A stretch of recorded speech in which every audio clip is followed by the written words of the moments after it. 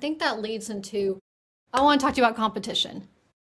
Competitors, because I'm sure you hear it from clients all the time. I do as well. I mean, it's hard to not be looking over your shoulder. What are they Right. doing now?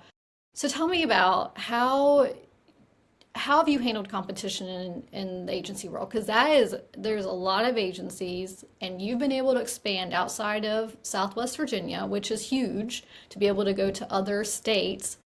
How have you handled it, especially ones that have bigger budgets? hmm Yeah, so we've positioned ourselves that we're not a small one person, two-person company, and we're not an enormous 300-person company. So we're big enough that we can take care of just about any project. I mean, we've made award-winning documentary films, so we can do big projects. But I think what's frustrating is a lot of businesses in our industry, a lot of businesses hire an attorney and then do what the attorney says. Hire an accountant, do what the accountant says. Hire a marketing person and think I can do it myself. And so, people can do it themselves, and there's nothing that stops anybody from doing it themselves, but it's just not always the best idea, right? And so we have a lot of competition in that. I forget sometimes we're very loyal to our clients. And what I've seen over the last, well, really in the last 3 or 4 years in particular, is, between AI, which is probably a whole separate conversation, and everybody fashions themselves a marketer.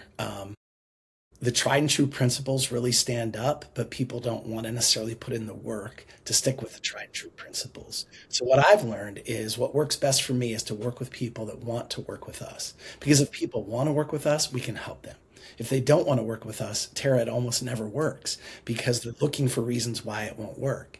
And so what's interesting about this is a very personal business because we are consulting and coaching. And Beth, who I talked about earlier, her title is marketing therapist, and I love that title. They get to pick any title they want.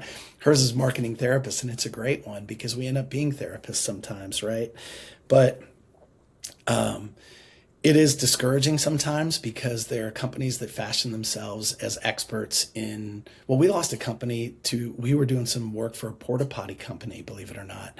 And there's an agency out west that only works with porta john companies. Mm, And I was like, okay, well, if you realize there's a company that only does porta potty marketing, and that's, I'm putting it in air quotes, because what I've learned back to that, where we started with that idea of the generalist in the book range, is the principles that drive a plumbing company and a car dealership, and I hate to say it, but even a medical practice, the principles are very consistent.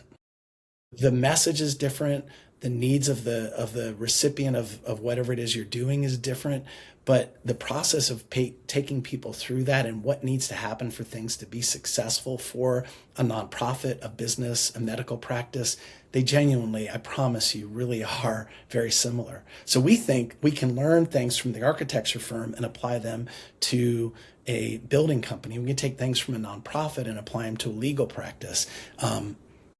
But there's a lot of competition out there. There's companies way bigger than us that say they can do it better, and there's companies smaller than us that say we can be more personal service. So what we try to do is have authentic relationships with our clients and look out for them as best we can, and try to make yourself sticky so that you're doing more than one thing for somebody. Because if you're doing one thing, it's easy to let you go. If you're doing six things, there's a little bit more pain.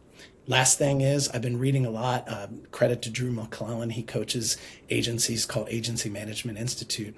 And in our world, he says people are looking for the safe choice. They want to know, can this company take me from where I am to where I want to go? Have they done it before? Am I going to be safe putting my trust in them?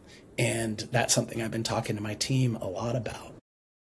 yeah, because at the end of the day, like you mentioned, applying different principles and, from dealerships to medical practices, in the day, like we are humans helping other humans, right?